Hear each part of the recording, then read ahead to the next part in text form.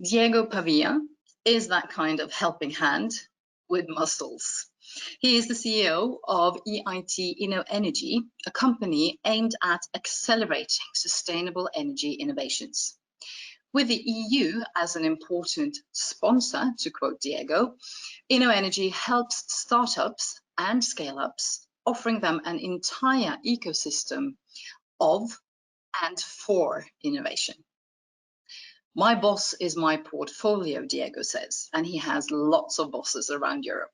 He is himself an experienced serial entrepreneur, and he's now going to let us in on how they work at Energy, and more importantly, what lessons they've learned after 10 years of business. So with that, I'm going to leave the digital floor to Diego Pavía.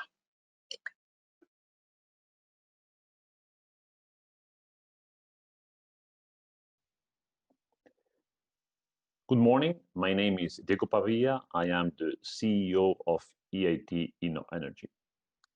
I would like to share with you today in the NTNU Energy Transition Webinar 5 the track record of Energy as far as supporting innovators is concerned and the lessons learned. As you can see in the title, since 2010, we have been scrutinizing around 5,000 innovative cases in sustainable energy.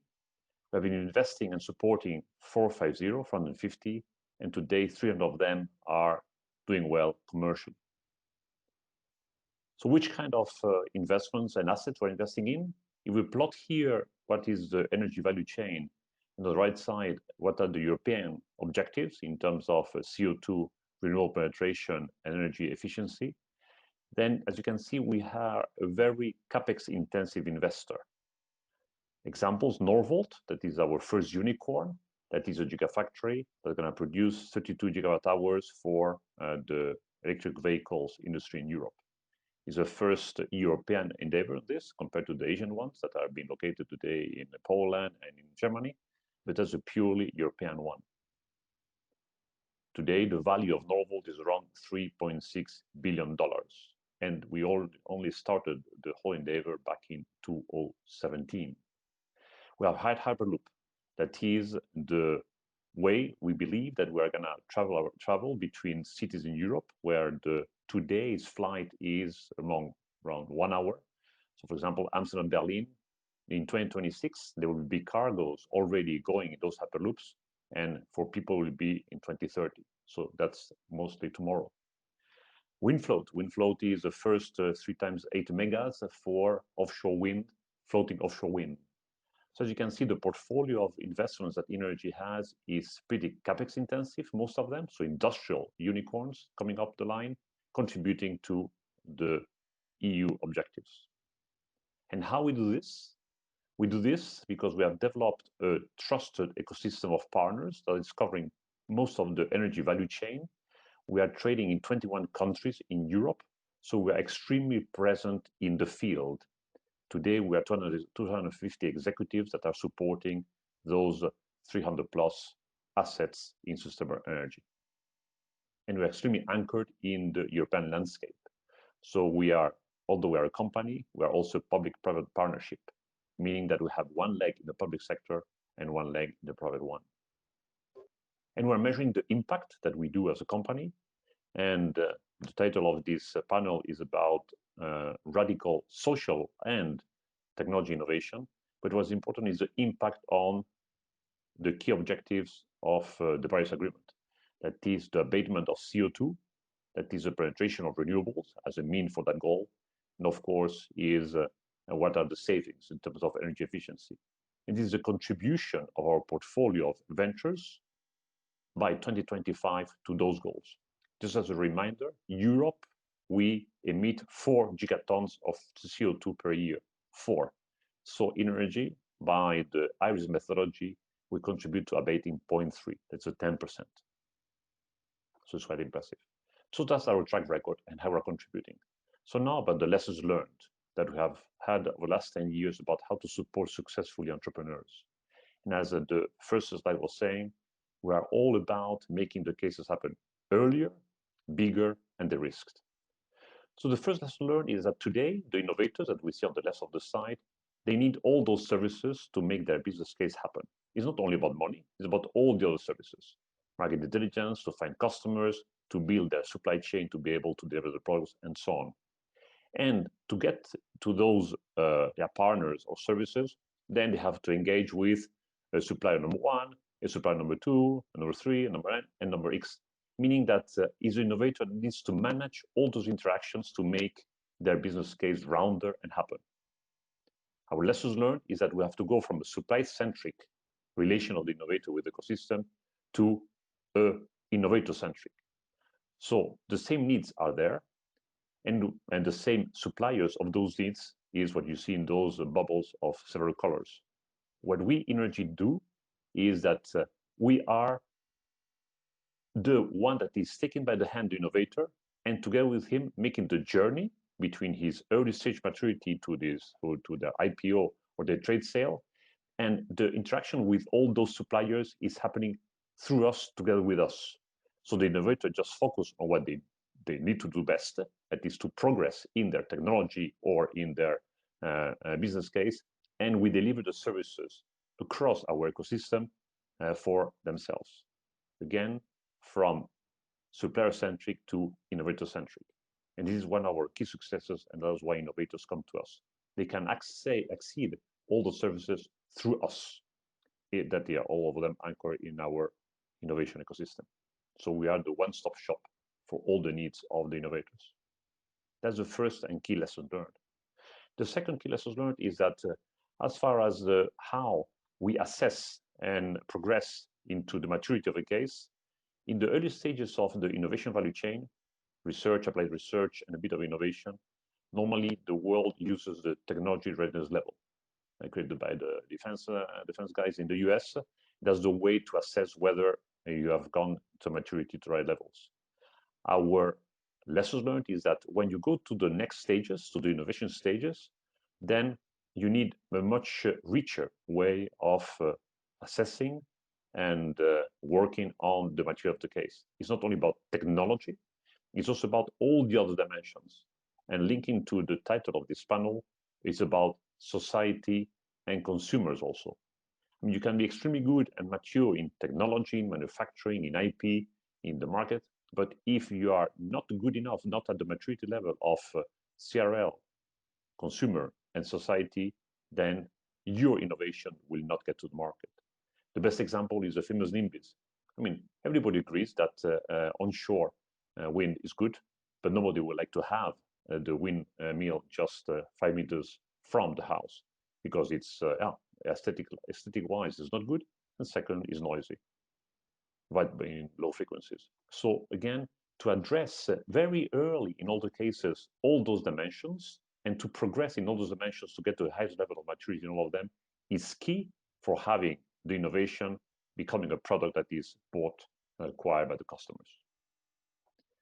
And finally, I would like to share with the audience 3 proposals to make the energy transition happen earlier. And all of them are low-hanging fruits, in our understanding.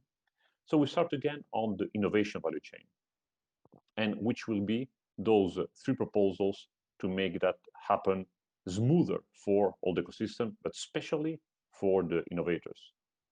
First one is innovators, they are looking many times to the supply side money. Hey, please, I need equity, I need grants to progress in my innovation.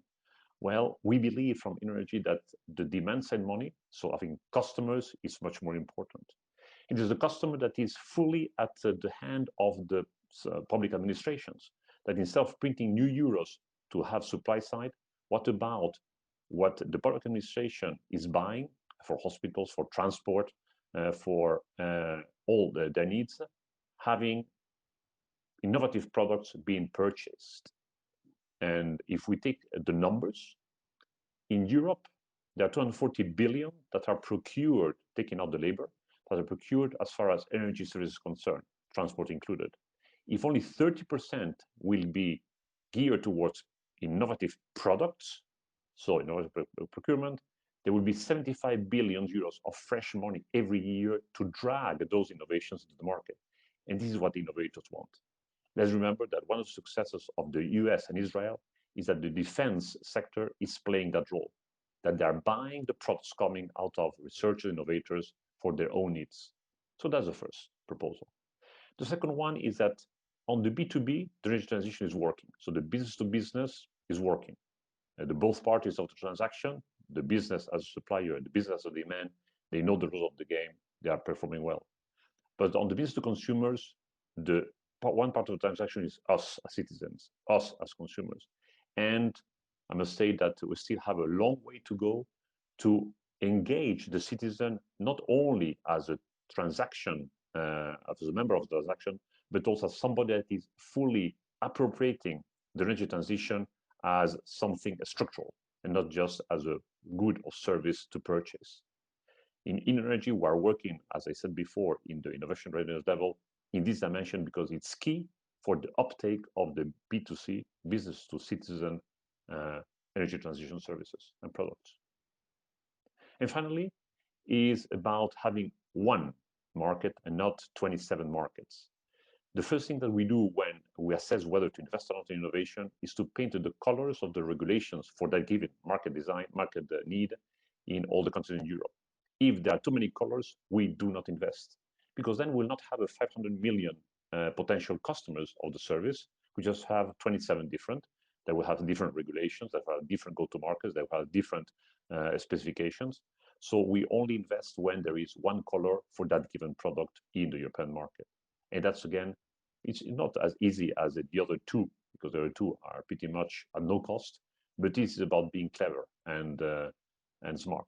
So to have a one European market and not the fragmentation. Again, it's a 500 million potential customers homogeneous. And that's what, again, innovators want, is many customers of the same homogeneous kind. So we have covered in my presentation the credibility of energy as an engine for innovators, the two lessons learned about from supply-centric to innovator-centric, and from TRL to innovation readiness level, and then the three proposals that are on the screen. Thank you very much. Bye-bye.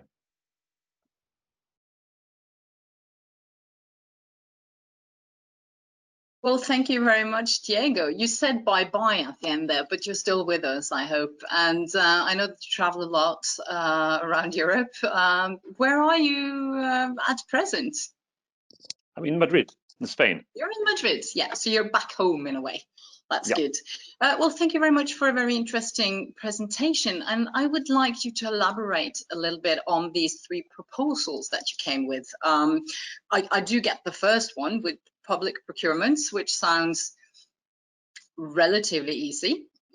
Shouldn't go too much in depth on that. But what do you think is the major challenge when it comes to having clean energy with all Europeans? You were talking to business to citizens approach.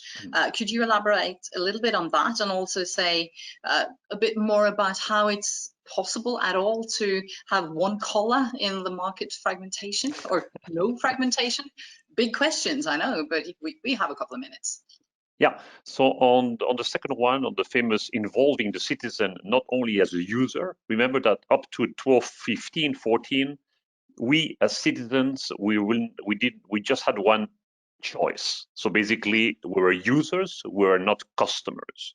Now we see that we citizens, we can play the role of a buyer of energy, a prosumer, also creating and feeding into the grid. We can also play the role of investor. So it's much richer. So the way to bring us citizens as a force into energy transition, so it will make it become earlier and faster, is by changing the paradigm of the user as we were as a profile up to 2015 into this richness of different profiles and functions into the system, as we say now.